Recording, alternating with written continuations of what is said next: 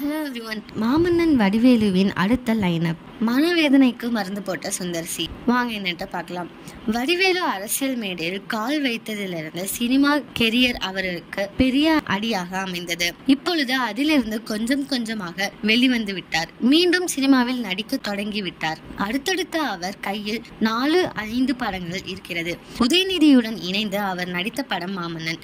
இந்த படம் அவருக்கு மிகப்பெரிய டர்னிங் பாயிண்டாகவே அமைஞ்சிருக்கு. காமெடி அல்லாதது குணச்சித்திர வேடத்தில் நடித்த அனைவரையும் அசத்தினார்.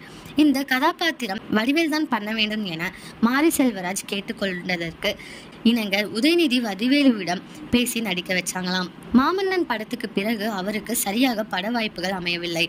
சந்திரமுகி 2ஆம் பாகத்தில் மட்டும் நடிச்சிருந்தாங்க. அந்த படமும் சரியாக போகவில்லை. பெரிதும் மனவேதனையில் இருந்த அவர் இப்பொழுது சுந்தர்சி கூட்டணியில் கேங்கர்ஸ் என்ற படத்தில் நடிக்க இருக்காங்க.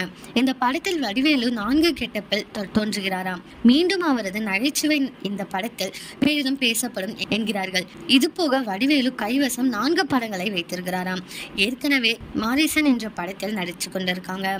இந்த படங்களுக்கு பிறகு நடிகர் கார்த்தியுடன் ஒரு படத்தில் இணைந்து நடிக்கிறாங்களாம். அந்த படமும் முழு நீள காமெடி படமாக இருக்கும் என எதிர்பார்க்கப்படுது.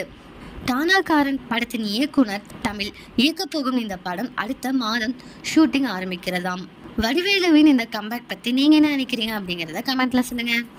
இதே மாதிரி லேட்டஸ்ட் சினிமா நியூஸ் அப்டேட்க்கு இந்த சேனலை சப்ஸ்கிரைப் பண்ணிக்கோங்க.